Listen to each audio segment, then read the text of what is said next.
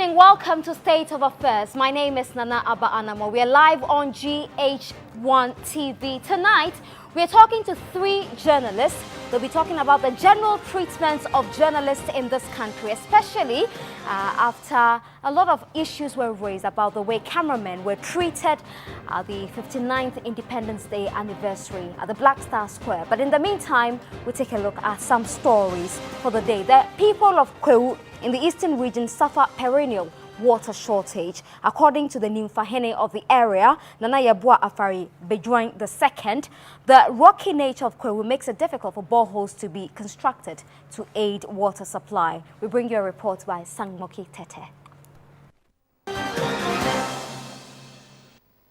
Water gallons and tankers are an obvious sight driving through Kwewu.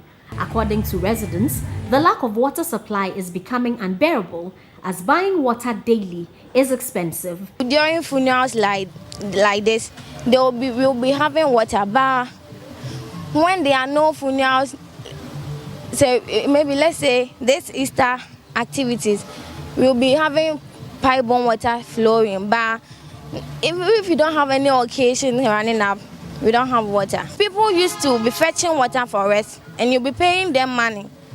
A tank is 6 Ghana cedis. The person is taking 6 Ghana cedis, and the person fetching the water to be taking money. We spend a lot when there is this situation. Nyimfahene of Kwewu, Anamoah Afari Bejuan II, blamed the situation on the rockiness of the soil. Now the government has tried to build the KKK water project, the Kumewu Konongo Kwewu water project. But they have inaugurated that of Kumewu and Kwewu and Konongo, and they are yet to complete ours. We have tried to build several boreholes here, but we do not succeed. Possibly because of the rocky nature of the place. In other news, Communications Minister Dr. Edward Omane-Boamah will next week appear before Parliament over the error-ridden 59th Independence Day anniversary brochure that has caused embarrassment to the country. The brochure, authored by the Information Services Department, referred to the Kenyan leader Uhuru Kenyatta as the president of Ghana, while describing the 59-year-old country as a low-income country. Some parliamentarians have been infuriated by the development, which has seen the acting head of the Information Services Department losing his job. Acting Director of ISD, Francis Kwarteng Arthur, who claimed responsibility for the numerous mistakes, was relieved of his post earlier today in a statement signed by the Chief of Staff, Julius Deborah, and Communications Minister, Dr. Omane-Boamah. Police in Aseswa have impounded some 435 slabs of leaves suspected to be Indian hemp, also known as weed, in the Upper Manyak Krobo district of the eastern region. The two suspects carrying the substance have also been arrested by the police and are assisting with investigations. The Aseswa District Police Commander, DSP Stephen Kofi Ahiatefu, recounted the vehicle was heading towards Bato when it was impounded. According to him, the driver claimed he was transporting charcoal to the Volta region, but upon further investigations, the police noticed that the charcoal had been mixed with nicely rubbed slabs of Indian hemp. DSP Ahiatefu added that the police service will wage a war against drug peddlers in the region. Now, prices of most basic foodstuffs, such as vegetables and cereals, have shot up. Joseph Armstrong Alogbe and Sewa Aimehia visited some markets in Accra and report that prices of some items have shot up as high as 70%.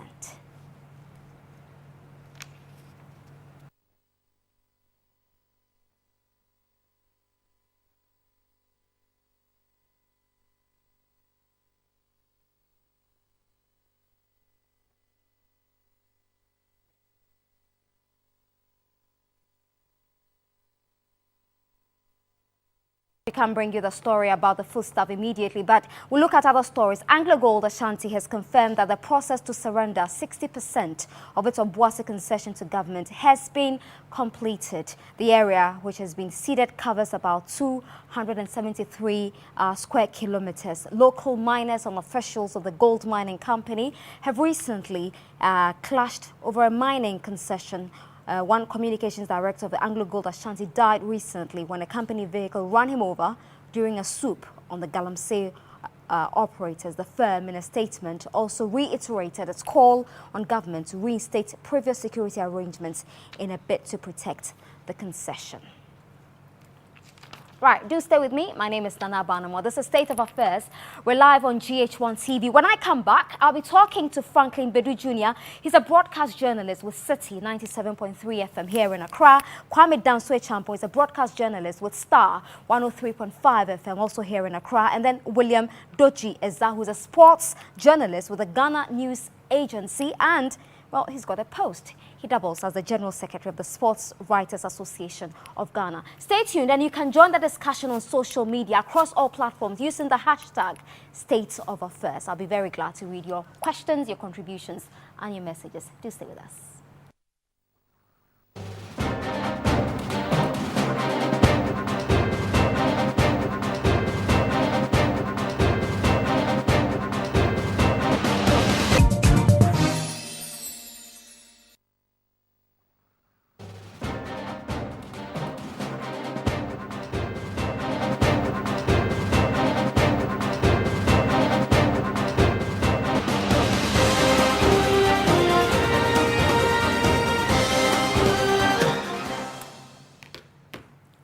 You're welcome back to the show, and earlier I was telling you about the way prices of foodstuff have shot up by as much as 70%. Well, there are also some reports that it's gone up in some places to as much as 150%. Well, Sewa Amehia and Joseph Armstrong Alugbe were out earlier and bring you this report.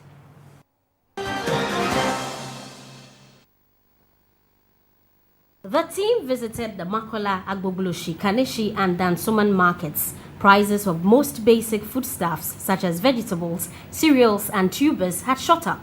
The look on the faces of these customers tells it all. Prices of some foodstuffs had risen as high as 70%. At the Dansoman market, the size of cabbage that hitherto sold at 5 cedis was now 7 cedis. And Olonka of Gari, which also sold at 5 cedis last year, is now 7 cedis. The price of tin tomatoes, however, depended on the brand and size. A medium tuber of yam now sells at 7 cedis as against 4 cedis last year. For plantain, 5 fingers now sell for 5 cedis compared to 3 cedis last year. Cow feet, popularly called kotoje, now sells between 20 cedis and 25 cedis depending on the size. Another important food commodity, tomatoes, now sells at 15 per small paint bucket as against 12 cedis last year. The price of a tin of milk has increased from 2 cedis to 2 cedis 50 pesos, while 1 liter of cooking oil, which was 7 cedis, is now selling at 8 cedis 50 pesos. The price of a carton of frozen chicken thigh soft rose from 75 cedis as of December 2015 to a current price of 100 cedis, while a carton of frozen chicken thigh hard increased from 95 cedis to 110 cedis. A carton of frozen fish has increased from 230 cedis to 300 cedis within the 1-year period, while a pound of salted beef, which was selling at 12 cedis, now sells at 15 cedis. These, some traders say, has slowed down business. By the way, say rice has by this time near a ton of 5 cedis, we're in 8 cedis. Because first, no coffee or hanwa, they say no. Uba coffee kaya yoni we say car near in a bedroom has said, a baby say 3.5, a 3,500,000, and no coffee bedroom has said a 6.5, 6.5. Titiscano, 18 yin bako 8 cedis. The mu peja kakra ti se we. We sense ye yino 9 cedi. We sense 10 cedi. And so rice ya sabre. Unsa enu tamwa bayire bo be din if it June na bayire bo ayeti and so this time they knew you they say you were marching and so sabre we say you turn 9 cedi. Look at the big market, you get it 6. So in this small market, they will make it 7, which is too much. But that one, everybody will understand. We know that the climate change and all this issue, yeah. But we hope, say, from here to next year, in God's ways, there everything will be all right. They were, however, of the view that customers would soon understand the adjustment, as it is no fault of theirs. Customers, on the other hand, are complaining about hard times but remain hopeful things will soon normalize. So the next time you visit the market, don't forget to factor in these price hikes.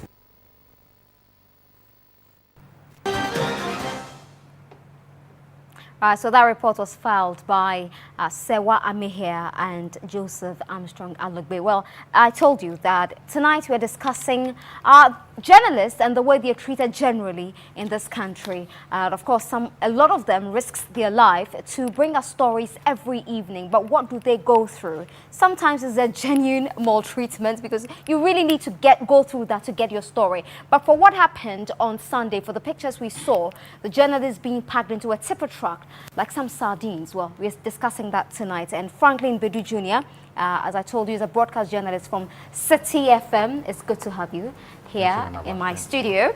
And also Kwame Danso, a champion, my regular friend on Star FM in the morning. It's good to have you here. Good to see you now. Okay, and William Doji is a sports journalist. You're a big man, General Secretary, Sports Writers Association of Ghana. That's swag. Yeah. All right. Thank you very much. Anyway, congratulations, though. Thank you. Yeah. Anyway, Franklin, I'll start with you. Have you ever been maltreated, mistreated before in an effort to get a story? Okay, I have on about 2 occasions at least. Last year's independence celebrations, for instance, it was difficult going around the square for so-called security reasons. And I had this security personnel with a guard dog who had to go around me and go at me to tell me not to go beyond a certain line, which I didn't find as a security threat. And of course, last year at Abobloshi too, we had to bring the story of residents of Abobloshi who are probably referred to as Old Fadama, who were demonstrating against government efforts to do some sort of work in the whole area. So I have been. So at Abobloshi, you were mistreated by these people? Yes, I was. It got to a time after their press conference, they got very angry and emotional. So they chased away the policemen, the firemen, and other security personnel there, as well as journalists. So at a point, you had to run for your own life. So that's what happened in Abobloshi last year. And for the Independence Square experience, of course, you thought it wasn't a security threat, but the security personnel thought it was a threat. Exactly. So did you back out? I had to back out. There was a dog. Absolutely. Exactly. You see, you weren't there. When it comes to independence celebrations, there are a lot of activities that happen within the square. You are not there just to see a lot of security personnel march, a lot of school children march, listen to the president's speech, and you walk away. There are a lot of activities within the square, such that if you're a journalist, you have to cover all aspects of the program on the square. So that is our difficulty when you go there as a journalist. Yeah, because a lot of the time people don't understand that as a journalist, when you go on location, you're not looking for the ordinary. You're also looking for the extraordinary, because you don't want to be like every reporter who's chasing the same thing. You want to be different. So it becomes a tug of war sometimes because people don't understand. Kwame, have you been molested, maltreated, or mistreated, whichever you want to use, before? Of course, I guess it would be news if I were to say that I've never been maltreated or mistreated in the line of duty. For me, 3 different scenarios. I remember the first one was when Alfred Wayomi was arrested and sent to the police headquarters. I happened to be on that story, and so I was sent there to report exactly what was happening. We were told that he was arrested in traffic and rushed to the police headquarters, and I got there, and of course, in cases like that, you would realize that fanatics, people who believed in him, people he had supported before, and feel that the state was just being vindictive, and that they just wanted to clamp him down and attack him, would not listen to reason. It doesn't matter why you are there. The fact that you are there and putting news about their God out there, it's enough to provoke an attack on you. So that was the first instance. And the second one was when Honorable Kennedy Japan was alleged to have made some genocidal comments, and he was also taken to the police headquarters again. Again, I was there, and that was quite intense by way of the reaction of the supporters and lovers and fans and all those things. People just see you on the phone and they assume that you're filing some information outside that they think you're not supposed to send out, and so they just pounce on you. And but I have never really been attacked, as in beaten, but near cases like that. And then again, after the 2012 elections, when the results were declared and the largest opposition party had decided to go to court, there was a meeting at the party headquarters. I was there, I happened to be there among the few journalists who were inside the meeting before the decision to go to court was announced. And so, some of the party people came in there and said, hey, we are hearing that you guys are sending information outside. It doesn't happen that way. Don't talk to anybody. You're not even allowed to WhatsApp or send a message because they feel that the slightest amount of information you send outside could tell the public what they are planning to do. And so, instances like that become so intensive. And if you're a journalist, you're not careful, you try to explain your rights, you're gone. Right. Interesting. William, have you been a victim? Yeah, of course, on some few occasions. Right. I think in my career as a sports journalist, at a point I decided not to visit the Kumasi Sports Stadium again. There was this competition and we were asked to, go for accreditation. We were given accreditation, and after the match, we were in a rush to get onto the field to do post-match interviews. And the policeman, I was carrying my accreditation tag, but it was no excuse for him. He just picked me and threw me out of the stadium. Whoa. Yeah, and he lifted you? He just lifted me and threw me out of the inner perimeter. Right. And so since then, I was like, the Kumasi police, they don't understand what accreditation means. And it was in the presence of some of the organizers of that particular competition. And the recent one was Black Stars Equatorial Guinea in Equatorial Guinea, Oh, you were in Yeah, I was there. At the point, shameful. Yeah, at the point that the supporters were invading the players on the pitch. Everybody was involved. Where we were sitting as journalists, and most especially foreign journalists, we had some of the supporters who were trying to get access to us, and in fact, they chased us out of the media center. So we have to use a small door through to the main hall of the sports stadium so that we'll be there for some safety. And the third one was very interesting. There was a time House of Folk was playing in Ho. They were banned from the Accra Sports Stadium, so they were playing in Ho, and the journalists were at the same place with the supporters. And there was one guy from Nima. I know him very well. And it was like everybody around where he was sitting, you dare not say go when the ball was heading towards the goalpost of Accra House of Folk. In my presence, he slapped about 4 people. What? Yeah, immediately you say go. Sorry, why the car said go? Pie. So he was just doing that, and nobody was, cautioning him. The police were not around? Yeah, the police were closer to the inner perimeter, and we were among the fans. In Ghana, it is very difficult to be among the fans to work.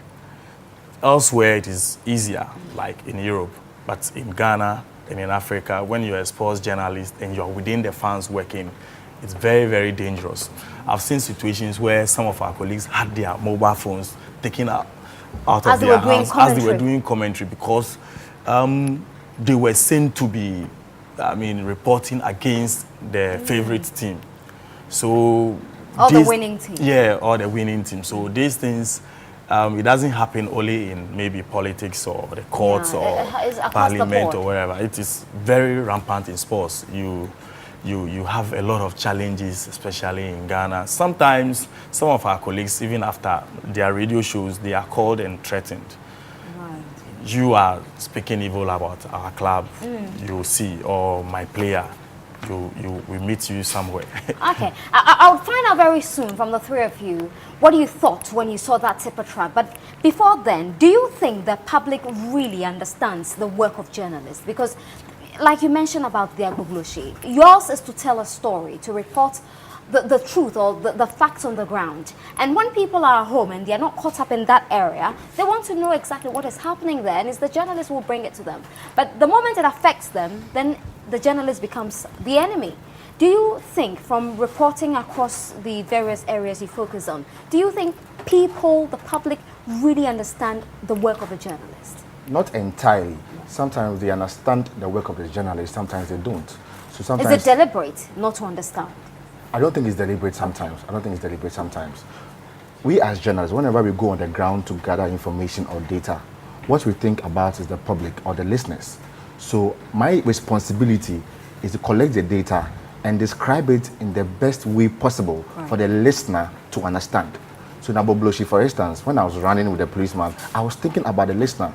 You know, with the radio, you can easily go on the field, get some information, some sound, come to the newsroom and come and do a voiceover. But I was thinking about the listener. What would he or she be expecting? How would they feel that there's violence here, that policemen are running, firemen are running, and journalists are also running for their lives?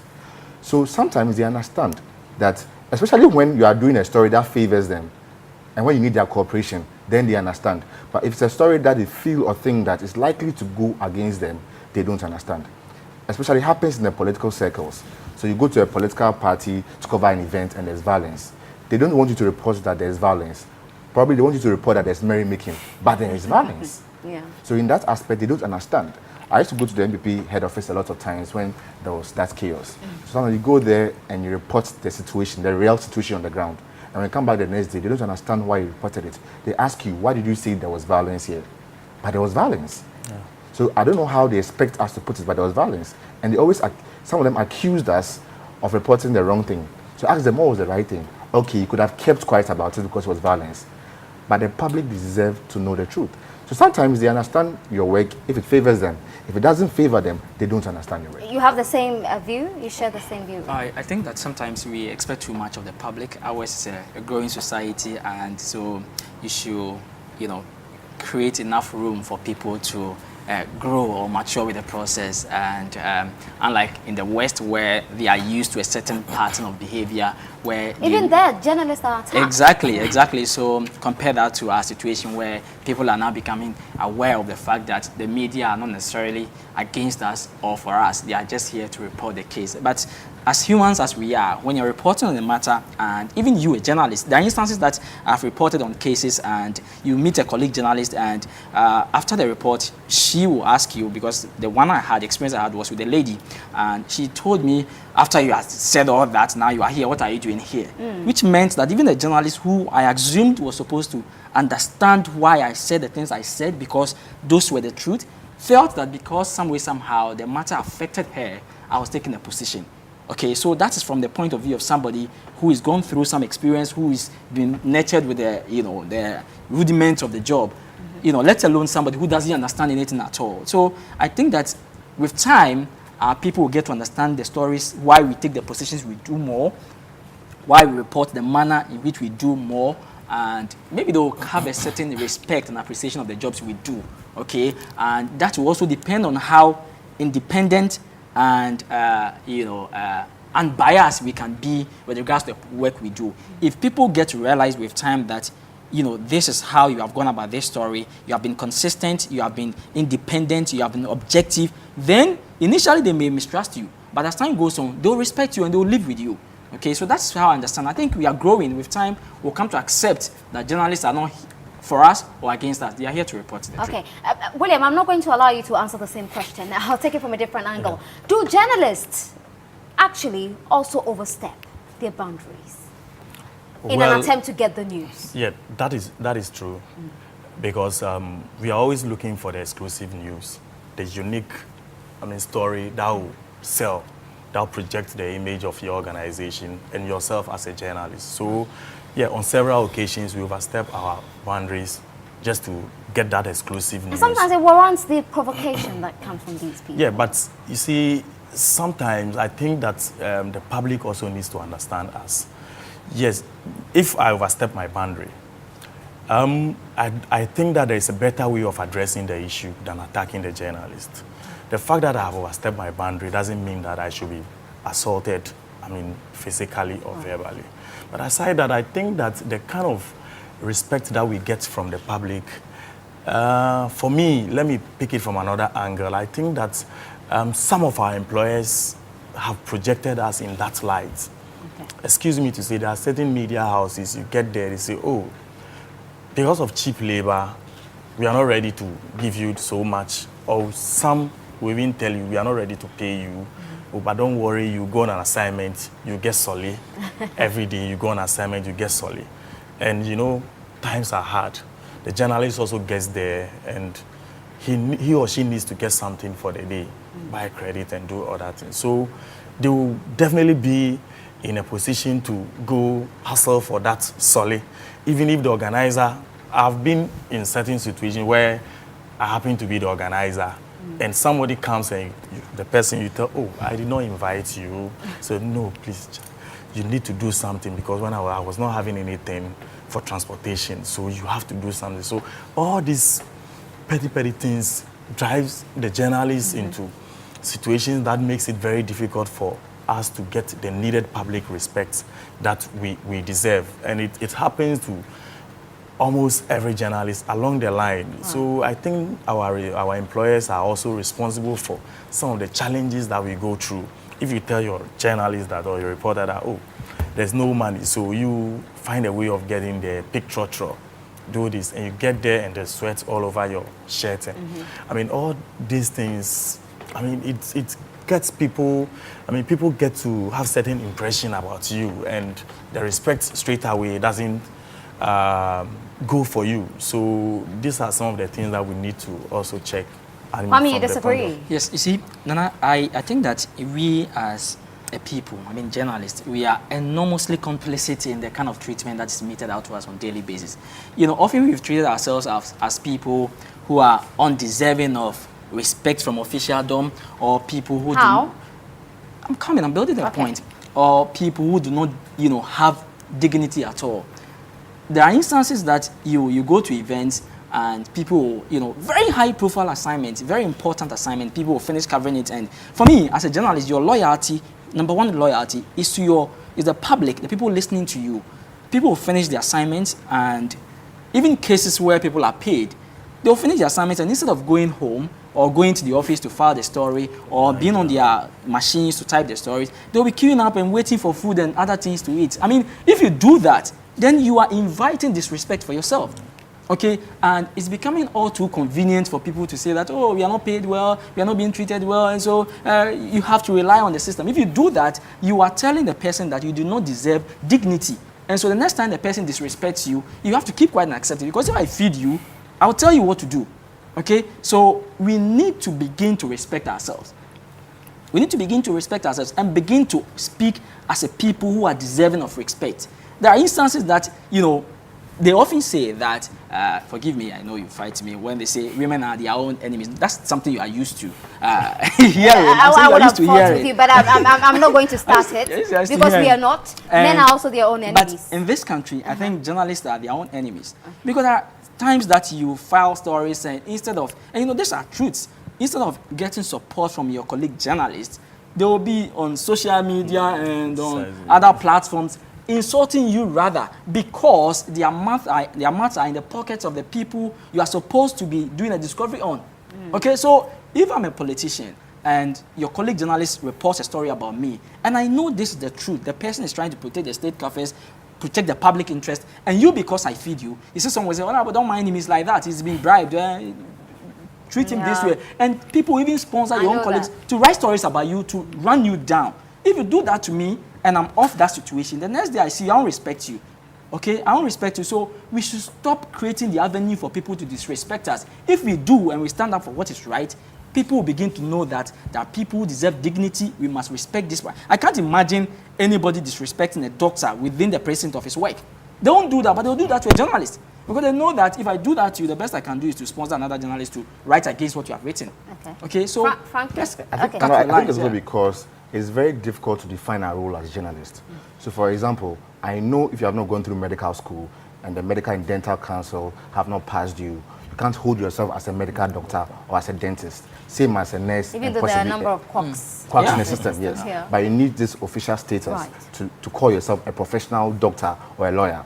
But anybody has access to a notepad and a pen and it's a journalist.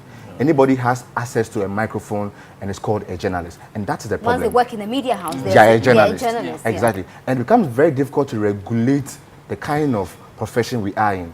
So I can't say I'm going to punish you, Nanaba, for writing A, B, C, D. In fact, we have been raising questions about the functions and objectives of the NMC. Right. That they are not, unable to bite, they are unable to do anything if we go wrong. Well, so it's very difficult. The power, really. Exactly. So could we have any guideline such that I can't call you a journalist if you are not? Bernard always tells me that he's not a journalist, but he's a broadcaster. But now it's very easy for anyone to hold himself or herself out as a journalist. Yeah. And see, I've always held this very principle about taking food, money, or drinks. See, it became very controversial that if you take any of these items, it amounts to bribery. Yeah. I hold a very different view. Okay. I hold a very different view. You see, we are in a very competitive environment. So if for example, yesterday, Nino had a press conference. So I go for Nino's press conference with my two colleagues here, GNA and Star FM. Are you saying, assuming, Nino gives me all of us 100 cities, or gives me 100 cities and Phil gives us a few 100 cities, I'm going to skew the story to favor Nino because of 100 cities. When I know I'm in competition, if I do that on 2 occasions, I'll be sacked from my company because it's competition. Yeah. So for me, it's disrespect. If you tell me that because I took 100 cities or I took water or I ate lunch or dinner, it will have an influence on my professional work as a journalist, I disagree. So you don't think solely influences the story? I don't think so. For me, I don't think so. I don't think so at all. Because, you see, I'm saying we are in a competitive environment. I work at City FM. He works at Star and GNA. If you all go on the field for an assignment, the same assignment, and return, and I bring a social studies angle, he brings the elective maths angle, and the listeners tend to listen to him than me. Who loses? I lose. I'll lose my job. Right. So why would you say 100 cities or 50 cities or 200 cities will influence my judgment? So they shouldn't give it to me, they have to give it to me because it will influence my judgment. I disagree. So you think that the solid should be paid? I mean, if it's paid, fine. You take it. With me, for instance, you won't find me in a queue looking for food, water, or money. I wouldn't. Right. If you give it to me, I'll do my independent job. And you see, sometimes, in most cases, I tell you right in your face that whatever you're giving me, be it food, snack, or water, won't influence my decision. So you have no right to call me when I get back to the office that I gave you lunch. There was a fat chicken on the lunch. So will you write a story this way? You have no right. Right. And I made that very clear to you. So it's very wrong to assume in any circumstance that because you gave me food, lunch, or water, or an envelope, that will influence my judgment. I disagree. Okay. The solid debate is always interesting. It's always an interesting one. But I'll veer off. Kwame, you saw that tipper truck, that picture of the tipper truck with the journalist. Yes, I did. What was your initial impression of that picture? I laughed. It looked funny. Yeah, it looked very funny. And, it looked like... I wasn't too surprised because in Ghana, nothing really surprises me again. I mean, something new must happen. Something wrong should happen at any point in time so I can know that really I'm here. You understand? So I wasn't really surprised. But I think that, back to the point I made, I don't think if I were there, anybody can convince me to sit in the bucket of that truck. Because I put value on myself. Regardless of how, you want to think about it, there's no way I'll mount that truck because I want to cover a story. Unless you are telling me that every other person, every other photographer or journalist who was there had to mount that truck to get the picture they wanted. Okay? And you see, somebody should have a certain low level of opinion by you before the person can even ask you to mount that thing. I don't think if you were there, anybody can come and tell you that, Anamoah, this is how best we can help you cover the story, so mount that thing. The person will have the courage to come to you, okay? So the way you conduct yourself, the amount of value and premium you put yourself will determine how people relate to you. Did it really boil down to that? Because if you really want the pictures, and that is the only option available to you, and you are dying, because he mentioned competition, because if you don't jump onto that tipper truck, you will not get the shots that you really, really require. So is it about dignity here? That is not exactly what I understand happening that day. The Black Star Square. I understand that different platforms were raised for different photographers who were there. People who had applied for accreditation were given the accreditation, and so these were the XX number that couldn't go through the screening process and were therefore not given the accreditation. So they were just lurking around the place, and so they had to improvise at 2 in the morning. They had to find ways of helping them to cover their stories anyway. So I had a different account too. Yes, you that did. Indeed, in the past they were using urban buses, but this time around the journalists requested that they wanted something higher. I don't know how true that is. Last year, you were there last year. I was there last year, and I saw a similar track. The only difference is we were provided a ladder this time around. Last year, you jumped onto one? I didn't get onto one, but my photographer had to. Okay. So last year, we had to hold ourselves and push you onto the track. This time this around, is an a ladder. improvement. It's an improvement, really. Oh, really? And you see, Oh my God! it was there last year. The same track? I don't know the same track, but it was a track. Tipper. I hear there Was were it as dirty as this one? not so sure. Not so sure. My understanding is that there were 4 high-rises placed at mounted advantage positions where photographers could get onto and take their shots. Okay. I understand journalists requested for a vehicle that will send them to where the president will light the perpetual flame. Okay. So that vehicle was for the lighting of the perpetual flame. And after the perpetual flame, it ended there. So I'm asking myself, is it possible for the presidential photographer to have gone along with the president, taking the shot and shared it with us? Because I don't understand why a track like this will come just for a photograph of the president lighting the perpetual flame. And there's a presidential photographer.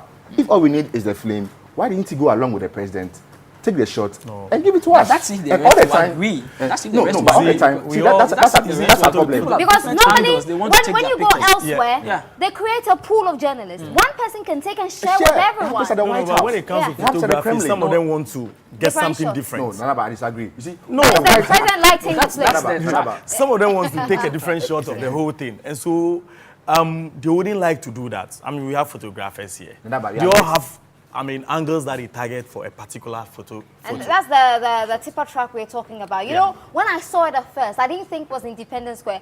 I saw it on one of the WhatsApp groups, and I thought, oh, why are you putting pictures of people fleeing from war? It looks like a Solar solar Road road. project. Anyway. As I was saying, Yeah. I understand it was for the perpetual flame. If for the lighting of the perpetual flame, could we have a presidential photographer or at least 3 photographers who will be sent there ahead of time to take that shot and share it? All the time, the Flagstaff House, they have this official account where they take photographs and share it. Account, yeah. So the Flickr account. So if it's just for the lighting of that particular flame, why do we have to get a track and send journalists there risking their lives? For me, I think it was highly, highly unnecessary. Even if journalists had requested for it, I think anyone at the higher authority should have turned it down immediately. It happened last year. I'm not so sure of last year. It happened last year, and it's happened again. So if it's for the purposes of the perpetual flame, for me, I think it was highly, highly unnecessary. They could have sent 1 or 2 photographers there to take their shots and would have shared it with us. Okay, Kwame. Nanaba, you see, you're making case, reference to the Western, the Western White House. At the White House, you have the James Brady, press center, which has a pool outside the official press corps. Okay, so there's a certain understanding that these are the kind of people, these are the selected photographers who will go for this particular assignment and they will share. That's an experience that has outlived ages.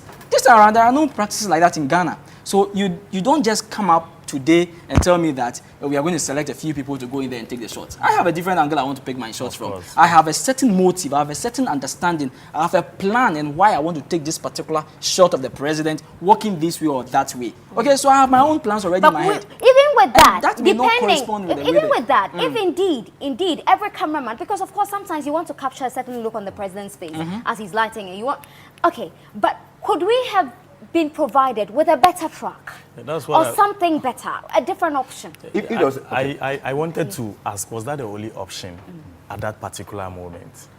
And was that the best option at that particular moment? I sincerely think that no matter the situation, somebody somewhere did not do his or her work well by providing this kind of, track for photojournalists to cover the celebration, which was more like an international event with a lot of international dignitaries around. So when I saw the picture on social media, I was asking myself, was that the only option available? I think if, as he was saying, it happened last year. Maybe it happened last year at our blind side.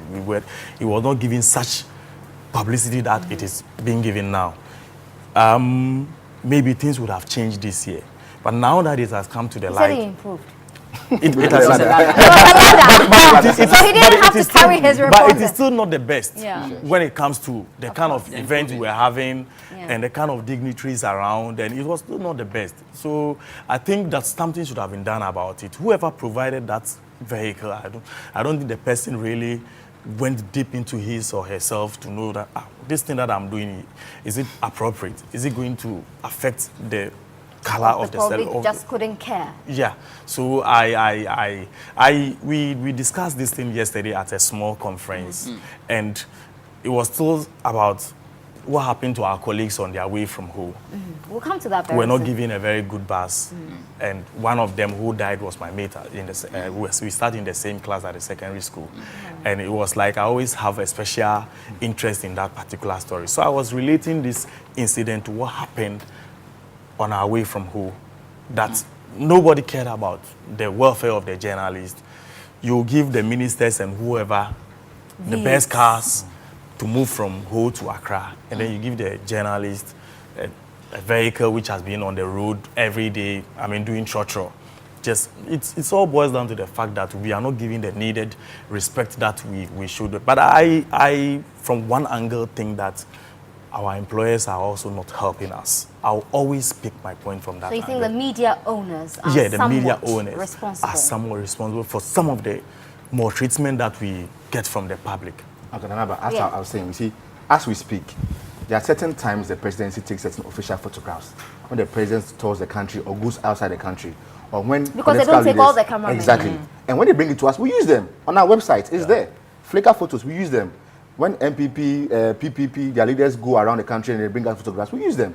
So what's the point of sending over 50 journalists to around the perpetual flame to take a shot of the president lighting the perpetual flame?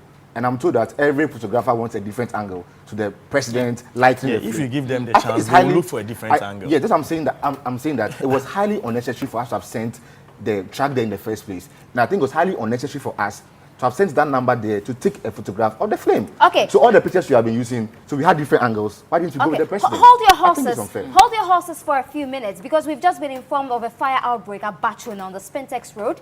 The fire is said to have started about an hour ago, and Kwesi Nimeje, who works with Star FM, has joined us on the phone, so he'll give us a brief update. Kwesi, what can you tell us about this fire outbreak, and do we have personnel of the fire service? Well, unfortunately, we lost him. Fire on the phone. Anyway, so we'll try to get hold of him once again. But sorry, you can make your point now. So as I was saying, if you've already been using these photographs provided by the presidency, political parties, state institutions, all these years and all this while we have a problem with the presidency or the state providing us official photographs of the flame, did we have to carry 50 journalists there to take that shot? I disagree. And what angle will you bring out that? I'm not doubting the competence and the innovative spirit of our photojournalists. I'm not saying so. But I'm saying that he lightening the flame wasn't anything so significant that we all had to go around the flame. I disagree. Okay. That's very subjective. I disagree. But Nana, I think that... You both don't agree. Yeah, I don't agree with But him. he made a very important point. When the president went to Iran recently, did you send a cameraman with him? No. Okay, but you used the pictures. StarFMonline.com, you use those Exactly. pictures. Did you care which angle the pictures were taken of him and Rouhani? Because he had no Nana, option. proximity should be But when I considered. have an option if to I take can pictures do from it. different angles, I will do it. Who defines when we have an option or not? Considering the fact that we The had option was two a In this other- case, they had it. In this case, the event was at the Black Star Proximity, Square. it was Yeah. close. Yeah, it was not in Iran. All right. Yeah. Yeah. No, but proximity doesn't necessarily determine that we are safe. You see, we had to see the security implications of the ground at that particular moment. We have no idea. So they told us, from what happened, that we could have gone there, but in a truck. And we as journalists decided that, okay, we want the truck, we got onto the truck to take the pictures. Mind you, after he lighting the flame, which extraordinary picture have we seen Let me give you a so scenario. far such that if we had not gone, we wouldn't have gotten the pictures from let me the give you a have you looked for presidential those bureau. pictures? Let me give him a scenario. I've seen all the Have you- pictures. let me give and you a I'm not scenario. Are you seeing sure? So distinct. Let me make So tell me, give me a I'm giving you a distinct I'm picture. going to give you a Give me scenario. give me a distinct picture. No, result. I cannot give you a distinct I think we picture. reached our life. What I'm one saying for is that nothing. when you check from all the photographers, you will be amazed at some of the shots that these photographers produce on that day as a result of that opportunity. At the peril of their lives. Sure. Okay. And they do it all the time. Why is it that sometimes when when there is war and everybody's running away from the war, we want to get closer and take award-winning pictures and write award-winning stories. Why? Now, in this particular case, I'm giving you an example. If I don't know if you have seen the picture of the Kenyan president after the event, standing all gloomy when his car delayed, when we were supposed to pick him. Okay, if we were counting on, so to speak, a government photographer or a presidential photographer, as a private journalist who wants to put the facts as they are, as I saw them, I can't count too much on, you know, a government or public photographer to give me the shot of the Kenyan president looking the way he was looking in the picture that I saw. No, the tendency to make government look good is there already because you are paid from the pockets of government. But an independent or a private photographer will give me that shot, tell me how the man was looking, even before former President Rawlings walked up to him to engage him. Okay, so that's an independent way of looking at things. You can't trust a public photographer, public in the sense of somebody who is being paid from by the system or the state, to give me such picture because so you think there'll be a bit of a bias? Of course, that's natural. No, but it's a good example because you see, they were not sent by the track for transportation reasons. They went to the track because they wanted to be on top to take the photographs. Let's get that clear. It was just because of going there and taking the shots. They could have gone in a Toyota Coaster or any other vehicle. They went in a track because they wanted to be on top to take clearer shots. And I'm saying that what I understand is that there were other 4 high rises there. Right. Could we have demanded before 6th March that, you know what, we want one place at this side so that some photographers can go on it and take the shots without us going on the track? You know where I'm coming from? With the issue of the Uhuru Kenyatta being there with President Rawlings and all that, on the level field, we are allowed to take photographs. On the level field, no one restricted you unless you are going beyond a certain perimeter, then you'll be told to come back. But on the level field, we're all allowed to take photographs. With your phone, with your camera, anything was allowed. But so you can't compare the two. This one, you say you want to be on top. You say, okay, you want to be on top, go by the track. And you agree to go by the track. They are always pre-arrangement, security arrangement and plans before the 6th March. Could we have demanded that you want a high riser around the perpetual flame so journalists will be on top to take the shots? So do you think the journalists were aware in advance that they were going to board the tipper track? They were aware. What he's saying, I think they were aware. It occurred last year, and I've been told by a photographer that they were aware. But they had a dress rehearsal with it. Oh, with the tipper track? Yeah, the day before. I've been told by a photographer. This is serious. That they went there a day before. Yes, I've been told by a photographer that they went there a day before. And they were aware that... that... tipper track? I don't know if the same tipper track they used last year. That's what they used for the dress rehearsal. Track. But they were aware before 6th March that they would use a tipper track. Then we are being hypocritical. That's what I'm saying, because then we are castigating the system for nothing. If we're totally aware that there was a tipper track. Oh my God, that's a very interesting answer. I wasn't surprised, but the only innovation was the ladder. You keep bringing in the ladder. That is so funny. But they could have done better. I mean, he brought up the issue of that bus our colleagues traveled on to Ho and back. And that resulted in the death of the Ghanaian Times reporter. It's not the only time the journalists at the presidency, or even when we're occupying the castle, have complained. You reported from the presidency, so you have some experience from there. Do the journalists complain at all? Because the last time I brought this up and somebody said, well, if they complain, they will not get the opportunity to travel with the president, which is very much important to these journalists. I don't think it's that important. It's the ultimate. Is it? Not to travel to the White House or the Kremlin is important. It's extremely important. I mean, it's not something you can. It is to travel with the president. Well, is it for the per diem? It's an important for the fact thing. that you're traveling with the president. What about it would stop you from complaining about the most ridiculous treatment? And from my experience at the presidency, reporting at the presidency, I think that sometimes, first one, it is more seen or deemed as a privilege to travel with the president for, foreign trips than it is, ordinarily reporting your duties. I mean, if you are seen traveling with the president with the system that we live in and the orientation we have, if you have the privilege of traveling with the president, it means that you are maturing in your job, you are getting higher. I mean, that is the kind of, but where I work, you're not going to send someone who has 2-year experience or 2 years of experience in journalism to cover the president. No. You don't do that. The senior most person or one of the senior guys is selected to be the presidential reporter, and a senior guy is also selected to report on the vice president. It's just us alone. Even in the West, it's, you know, people. It's a privilege. You just don't pick anybody to cover the president. Just that in our case, I don't know if journalists at the presidency are able to enjoy the full haul of the supposed privilege. Because sometimes they say, this person is going, you are not going. You are not going. I mean, it's a rotational thing. And today you are going, sometimes you'll be wondering, why is this guy on this trip and me, I'm not? The last time I went was like 3 months ago. That confusion and that thing is there. But of course, they're trying to streamline it. But often, the system is even more accommodating of the complaints of the journalists at the Flagstaff House than the journalists ourselves. How? Sometimes, you know, you complain to the people there, the media coordinators, that I'm not too comfortable with the way things are being done, and I think we should look at it this way. And your own colleagues may think that you are being, as we say, too no, or are you the only person from an important media house, or you guys are just, some of you are just here to snitch on the system and all that. So often you want to keep quiet and stay there. There are instances that I personally declined to embark on certain presidential trips locally, of course, because if they were foreign, I wouldn't.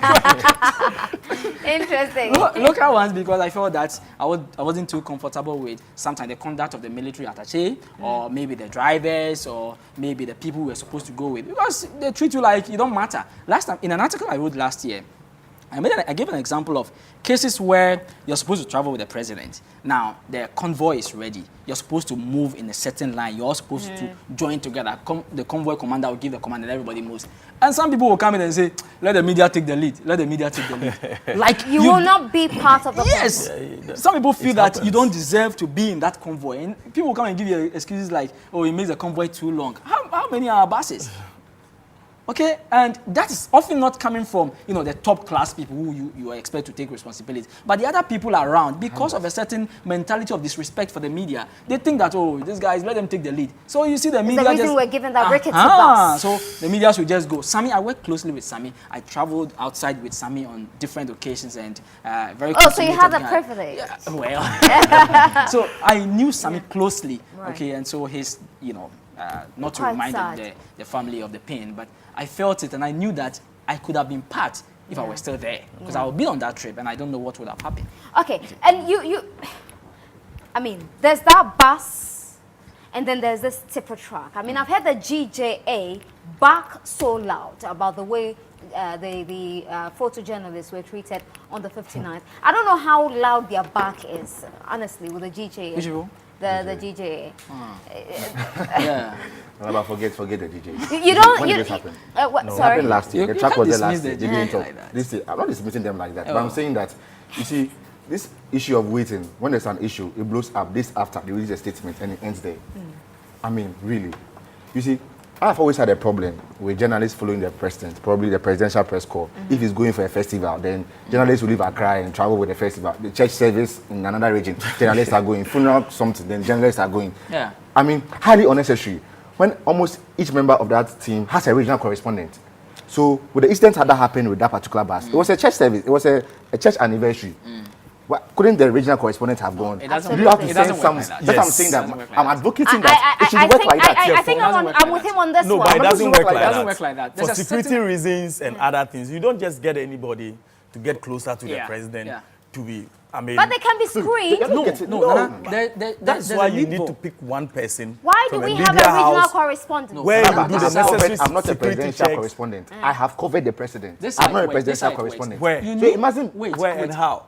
I've covered him at the conference center. On that's Tuesday what there's and this Wednesday. general I'm program, saying I'm you not a can do presidential that one. correspondent. Anybody can So cover why the should I leave president. Accra, go to the Volta region, When Eastern there's a region, reporter when there's a there. reporter there to You cover a need- funeral, church service, festival, not a signing of any I think serious you're contract. trivializing anything. that. Funeral, I don't think for some reason You should as well tell me that if it is Obama not- is coming to Africa or is coming to Ghana, the BBC or the CNN has has a correspondence here. They should correspondent allow in the Africa. correspondence. No, They but should bring the Obama, White House see, that's the correspondent. mistake you are It doesn't making. work like This that. is a very important visit. Obama's coming to Ghana. But your president But you probably see, around this it time. is not about the event Yeah. that the president is attending. It's about the relevance It's of the about the office. relevance of the office Yes. and what the president is going to say at that particular And event. the reporters haven't got the capacity to report. The argument is this: No, there that should is be not- some amount of synergy between the people managing the president and the reporters. If, for instance, we go for a program, and I don't want to mention names, but if we go for programs and the president is speaking, and maybe the microphones or the PR system, the PH system are having problems, there's a certain way you communicate, not verbally, to the reporters who are the presidency, to understand how you can get the stories covered. Do you understand? And That's because the regional correspondents won't because understand. the synergy has been built over the time. And so we know ourselves. I know that if this guy gets the voice, I can easily get it. I can call somebody if I'm not there. So, get this. It doesn't work like that among the regional correspondent. And the president may be moving to Ho, but may do a stopover at Sunyani. Okay? Or maybe somewhere close. If you don't have the regional correspondent always there with him, they may be stationed at the regional headquarters. If I am traveling with the president, anything that happens on the way, in 2012, when the president was campaigning, there's a village we went in the northern region. And when we were going, there was this old lady who was walking a very long distance to her farm. And we got to the point, and the president just saw the old lady, very quiet road. The president stopped the convoy and said we should pick the old lady. Okay? In some regards, people want to report such stories, want to report that story. Okay, you can't have, the regional correspondents always part of that move to see what has been happening along the line and to report it as it happens. Okay, so if you have the persons attached to him who understand what he's doing, it makes the work easier. Franklin is not convinced. One more point. Do you know that sometimes our editors, they are those who compel us to go through very difficult situations to get a story? How? Because sometimes the editors don't understand that you are supposed to get this story, and you come back to tell your editor that, oh, the bus was not good enough, so I didn't travel with the team.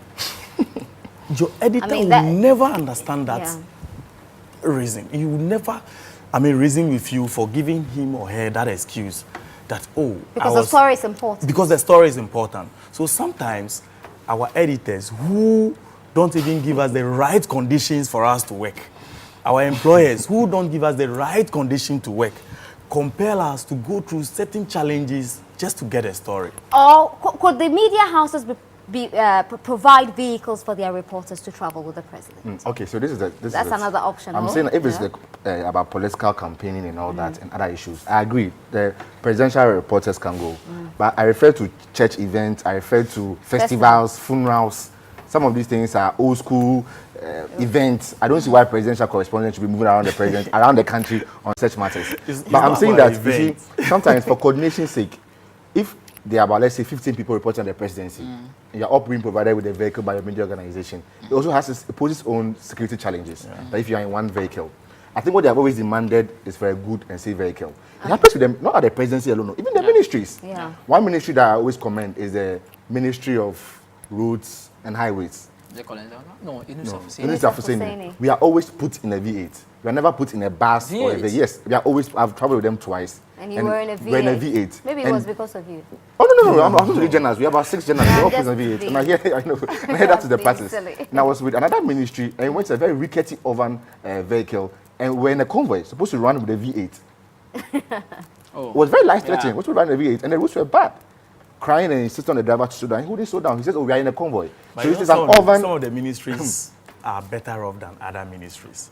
So it also influences. But if you're taking journalists, if you are talking about Ministry of Tourism and Ministry of Roads and Transport, that's where we have to make. Or Ministry of Gender or fisheries. No, fisheries they have some. But Ministry of Tourism and Ministry of Roads and Highways. The treatment would definitely be the same. Yeah. Okay. When it comes to the kind of vehicles that you go, when it even comes to the kind of treatment that you get, when it comes to the special movement. I don't know why nobody's making reference to ISD. Have you traveled to ISD before? ISD. We'll come to that very soon because I want us to talk about the ISD. And were you there this year, Independence? No, I wasn't there. You were not. No. Sports journalists. But let's listen to what the public had to say about the way our journalists are treated, especially with the issue we're discussing, the rickety tipper truck we saw at the Black Star Square. Looking at what transpired at the Independence Square, it means that the organizers, for that matter, did not treat journalists with that respect that they deserve. Because whatever you do, wherever, until the reporter covers it and reports it, no matter the impact of whatever you are trying to put across, it can never be realized. So there was a tendency for organizers to ensure that journalists are put in a situation where that respect they deserve who embodied the whole situation. But where you treat them as if they are not wanted and they are forcing themselves to be there. If I were my colleagues, most of the times I'll boycott some of these things. But it's like that unity is not there because now we have individuals who have their own agenda and setting up media houses, and because of that, somebody has to do somebody's dirty work. But the fact is that the first thing remains that you must accord them that respect. You must give them that benefit that you need them and they need you. They need you for your news, the news. But the fact is that if they don't cover you, they can still get a lot of things to cover. So, all said and done, I don't think the organizers did the right thing. They didn't take them into consideration, and it is very wrong. Basically, the photographers were not allowed to take photographs of the president when he mounted a podium to speak. What happened was that on Friday we were at the Independence Square, and we were promised, or we were told, we were given clear guidelines as to what will happen on that fateful day, which is a Sunday. So we were told that they will provide stands for the media at the left and the right side. They will be providing scaffold for the TV cameras. So we were not supposed to come down until the program was over. So fine. So we were also told that we will not be allowed to the center to take photographs of the president until he mounts the podium. So when he mounts the podium, the military or the security in charge will bring us to the middle or the center. We take briefly shots of the president and then we go back to our stands. Okay, so here is the case. The time comes, the president mounts the podium and we are supposed to take shots. We tried what we could do, and the military or the ones in charge of security did not allow us. They only told us that they've changed their mind. They have the option of not joining the van. Unless maybe you tell me that when you go to the office, they will accuse you for not coming out to the shot, etc. Apart from that, I do have the option not to join the van. It's a sign that hasn't got so much respect for the people he was dealing with. And you also agreeing to go into the car, you are equally guilty. You want to, on your wedding day, and they big a truck, will you join it? You have that option. I've never seen it elsewhere on the continent or outside Africa that where journalists are packed in what? In that car. It's a truck also, it's a truck. There should be proper planning. And there should be space for the journalists to stand. Not that day you take an ad hoc measure, there's no place for you to stand and take the shots, and therefore if you have to climb a tree, maybe climbing a tree to take the shot can also be a story of its own. So somebody can decide to join the tree, climb to the tree and take the shot, and you make news. Taking pictures from the tree. It's news itself. All right, so I want us to talk about all these, for instance, journalists who've been beaten up, who've been assaulted, and the reports keep coming up and we don't know what happens to them. I'll just go through a few. June 1, 2008, Samuel Ebobatel, sports reporter of City FM, was allegedly violently attacked by a group of police officers deployed at the Babayara Stadium in Kumasi. A photojournalist who took pictures of the attack was also allegedly beaten up by some same police officers. The incident occurred after a World Cup qualifying game. We don't know what has happened to it. August 5, 2013, gadgets of a reporting crew from Adom FM were allegedly confiscated by an angry group of church members of Mighty Chapel International in Kotobabi, a suburb of Accra. The journalists Isaac Owusu Kofi, Adoma, and Neem Naku were also allegedly assaulted by the group. We don't know what has happened. September 2014, journalist with the Daily Graphic, Daniel Kenu. Well, we know what happened. Okay. May 2015, Michael Craig Apple, senior reporter with Oman FM, reportedly molested by 2 military guards from the Flagstaff House. The journalist had gone to Ashaman to film the dual carriageway. Well, long and short, we don't know. Kumasi-based broadcast journalist Osei Tutu was allegedly manhandled by some supporters of the NPP in the Menchia North constituency. This is very recent. And then in February this year, it was reported that a member of parliament for Asin North, went to the premises of Joy FM to allegedly beat up Atokwam Nada as well. I thought reported it to the police, you understand? Yeah. Anyway, so I'm coming back to the GJA. I know you don't want to hear about the GJA, but they're all we've got. Yeah. I saw the statement they released about the tipper truck, and I don't know if they were not aware that the journalists were going to board the tipper truck. But would you say that, or would you agree or disagree with me when I say the GJA is probably not also respected by us, by the journalists? We don't give the GJA the respect it needs, do we? I don't think we do. You see, what is the reason or purpose of setting up an association? If you can't protect the interest of your members. But they try.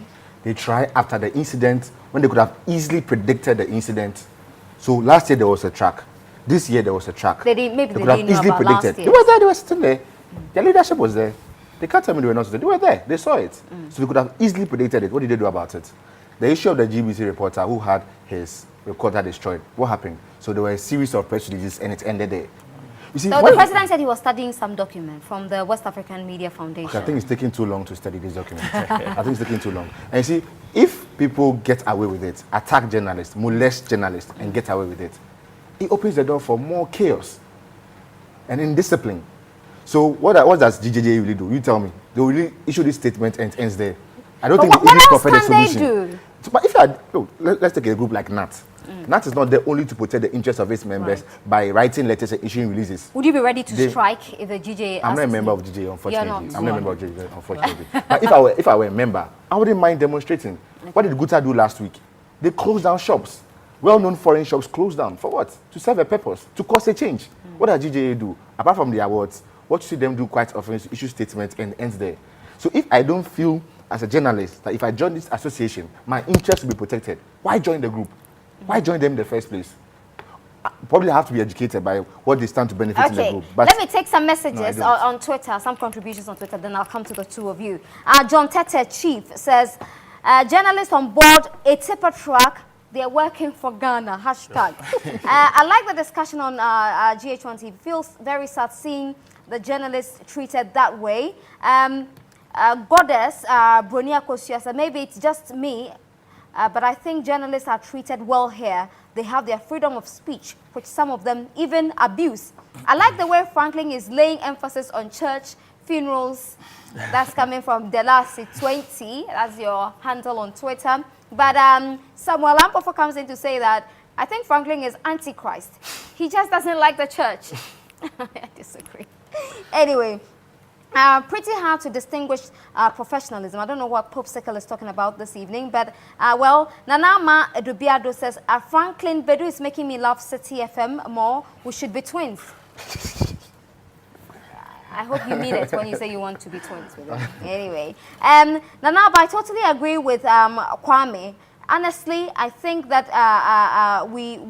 the journalists taking Solly are also responsible for this. Well, Franklin would disagree with you.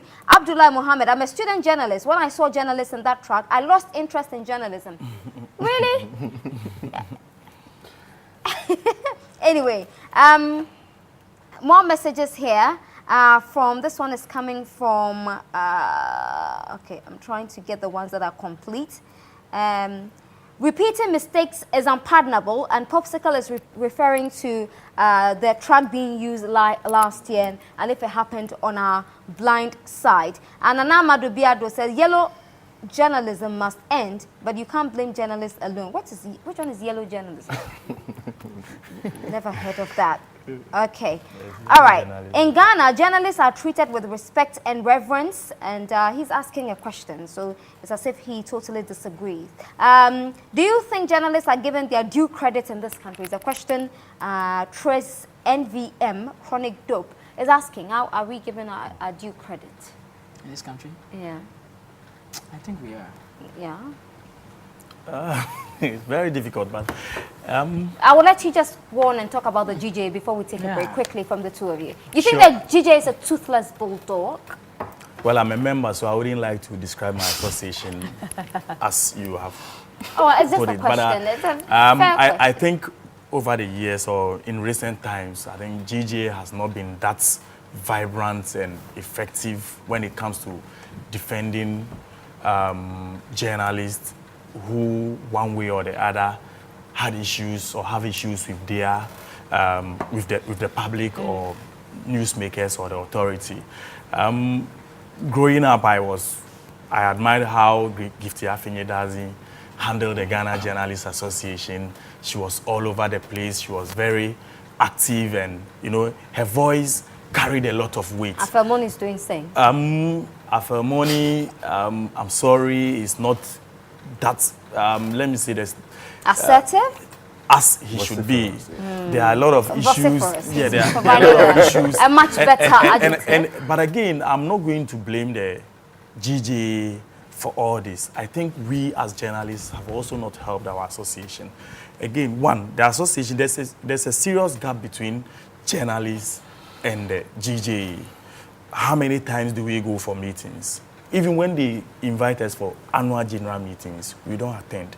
We are much more interested in the assignment for the day, meeting the targets. And so GJ because they probably don't believe in the GJ, so they don't see why they should make time. Then why should we be members? Well, because if you're not a member, you will not be awarded. We are not. Basically, no, it's true. That's true. You need to be a paid-up member to be an award winner. Yes, but in so every association, you should be a paid-up member. You should be a member in good So because standing. you're asking why should you be a member, so maybe they are members because of the awards. They will pay their dues because of the awards. That's why it because of the awards. Honestly, no. Let's be honest with ourselves. That should not be the case. But I think I'm saying that we journalists have not helped the GJ to be that vibrant and to be that strong as we want it to be.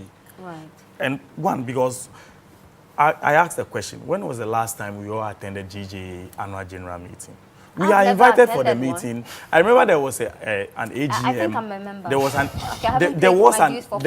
AGM, and if you look at the number of people who attended that AGM, it was not impressive at all. Right. Even we are supposed to have meetings at the regional level, at the chapters level, like maybe Ghana News Agency, GJ chapter. And when they call for meetings, people don't attend those meetings. Really, they do? Yes, they don't. They call for meetings and people don't attend. That's and true. So how would you make your association? A chapter at City FM? No, I know one. Do you have one at Star? No, but we have one at GNA. I know there is a vibrant one at GBC. GBC, they've done well. Yeah, but even when they call for meetings, we don't attend those meetings. We are much more interested in running around, getting our stories.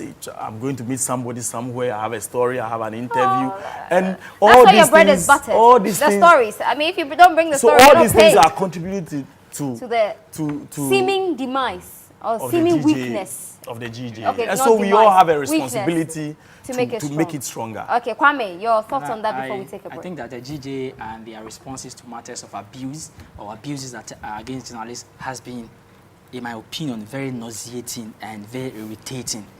You know why? Yaya Anamoah works with the GBC, okay? And the president of the GJ works with the GBC. Did you see what happened? The strings of communications that came out after Yaya Anamoah was attacked on August 20? Even the kind of defense or the explanation or position of the GJ on that matter. Did you see what happened? Yeah, it appeared as though even the public cared more about Yaya Anamoah than the association he belongs to. It took so much public flag, anger, outcry before even the GJ decided to speak on that matter, as if he didn't care. Meanwhile, Yaya was there at 37 in a capacity as a journalist who had gone there to represent the state broadcaster, who needed to be treated with respect. When the Ghanaian Times photographer was slapped at the Black Star Square in 2013, I know that guy. What happened? How was their response?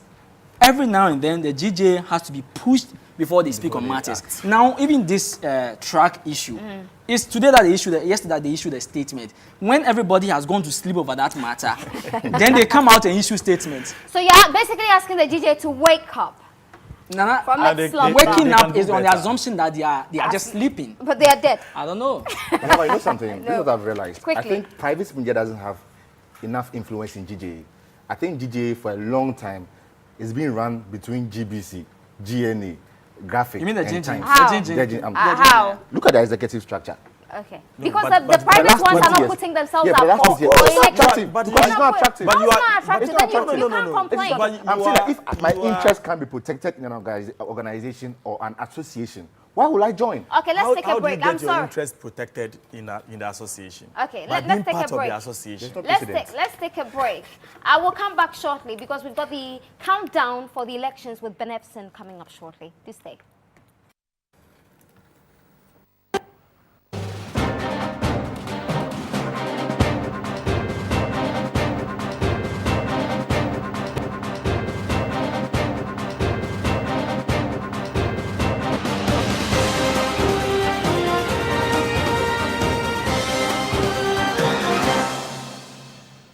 I tell you what, when you gather journalists, you are sure that they will talk till God says stop. But let's go for Beneficent's countdown now.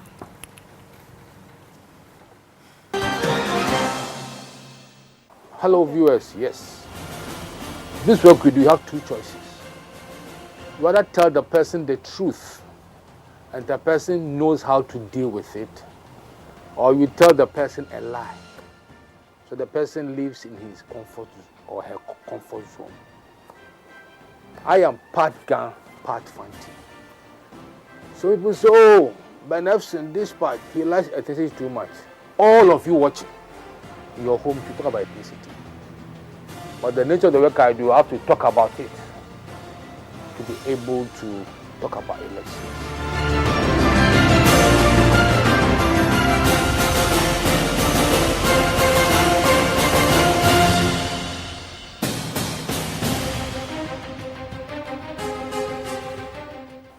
You cannot divorce elections without talking about ethnicity.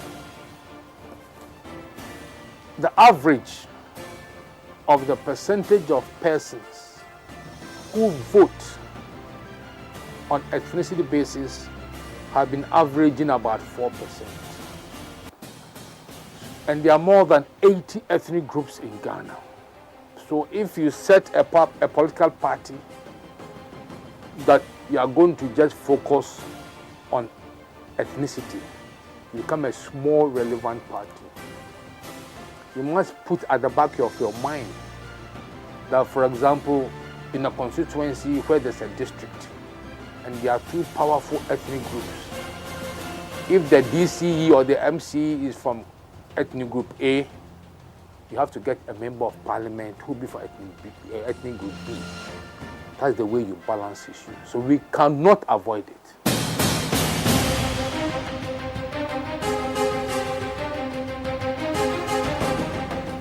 Regionalism refers to where people vote because you are from a particular region.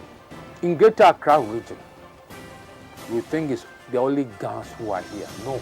According to the census, Greater Accra region, 18.8% are Gans. Ewe, 17.9%. Fanti, 10.6%. Dangbe, 10.3%. And Ashanti, 8.3%. You go to Eastern region, for example, there are Chims in Eastern region are 17.8%. Dangbe, 16.9%. Ewe, 15.9%. Ekwapim, 10.6%. And Kwahu, 7.9%. In Ashanti region, Ashanti 61.5%, Fanti 4.5%, Ewe 3.1%, and Kusasi 1.9%. And if you come to the population census of 2010, there are a breakdown of ethnic groups which are more than 500,000. No, I won't tell you. We'll put it in the fridge. We'll microwave it for you next week.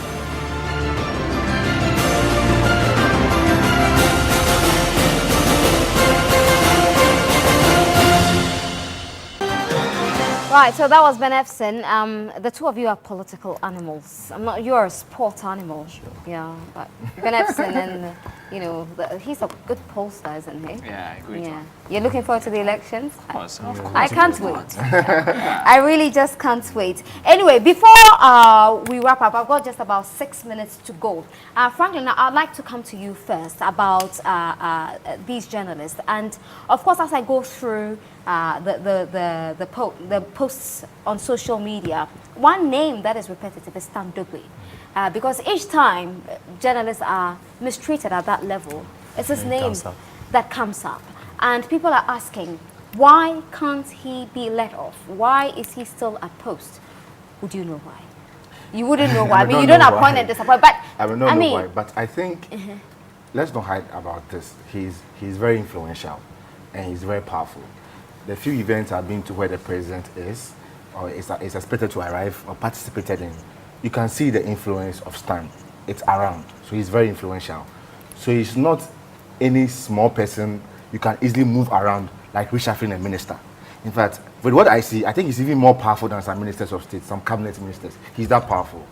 And with what I see, he's also very hardworking. Why do you look at him? All jokes aside, I think, from what I see, he looks hardworking enough to court the trust of the president. He's passionate. He's passionate. So he's fixing microphones, he's doing everything to ensure everything is in place. I think every leader needs one person he can trust. Outside his wife, family, I think he needs one person that he can trust. I think that's his time. It happened between Koku and President Mills and Kojo Mpienu and President Kufuor. You need that one person you can trust around you. I think that's his stand. So it will not be so easy to move him away from the presidency as we expect. And so I don't see it happening. Are we unnecessarily harsh on Stan?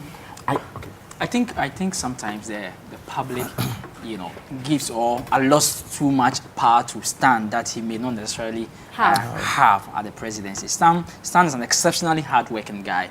I have traveled with him, and there are instances that around 1 a.m., 2 a.m., when you are sleeping, you'll get him calling you and asking you that, this is what I think about this, or this is what I'm thinking we should do. And so he's that kind of person. And beside that, he's more like a minder to the president. He's somebody who has that chemistry. It's not just, you know, the normal things that you can see and talk about. He has that chemistry with the president. He's that person that the president is having challenges with his microphone, with his camera, and he could just look into the president's eye, and the president can tell. He can tell that the man is, you know, uncomfortable. This is how I need to position it. It's not easy to come to that position at any point in time.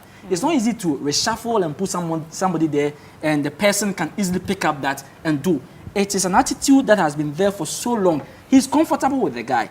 Probably what the mistake, or probably where the challenges may be coming from, is the fact that I think maybe his role, as has been cut out for him at the presidency, is conflicting with things that should be done by some civil servants, okay, who should be, you know, comfortable with such responsibilities because they've been doing it over the years, okay. Probably that is where the confusion is coming from. If everything is, you know, sorted out well, and Stan continues to be his minder or body man to the president, and he stays in that terrain, and others are also given the role to do what they have to do, I think there will be peace, because every president needs that person. Obama has one who sits just in the corner before you enter Obama's office. He's a minder to the president. He's always going to be there. But when they begin to cross carpet and do things that civil servants are supposed to be doing, then it becomes a problem. Okay. William? Yeah, I was asking myself the same question. Why is it that any time there's something that has to do with media and it doesn't go well, Stan Dogbe's name comes in? I've been trying to find answers. I've asked colleagues in the newsroom, I've asked friends. And I don't think they have answers. Yeah, I don't think they have answers. But maybe he is giving me some answers here because he is more into that system. And I think he, as an individual, should also, he's hardworking, he gets everything done. But in that process, he also gets things out of hand. And he, as an individual... Well, you're bound to step on some toes. But, you know, when this issue of the whole accident, I mean, Samuel Nyama's case, at the end of the day, his name was mentioned. This particular incident, the chairman of the planning committee, that if there's anything with regards to the brochure, ask Stan Dogbe. So what is the problem? I think there's something there that we should check. But aside that, let me put this thing in. You said sports, we are not interested in the elections. Oh no, you politics. are. We I'm are sorry. very, very I much just said that interested. you're a sports animal and they are We're political going to make animals. sure that if you promise I am a sorry. stadium at Sunyani. If you misunderstood. Okay, thank you very much. Yeah, You we're going to follow up the interested. new Edibiasi Stadium. Because you have an interesting ministry in all of these yes, politics. and it is the only, sector that you get people talk about it every day. Yeah. Morning, 4 hours, afternoon, 2 That's hours, true. evening, 3 hours. So, Thank you.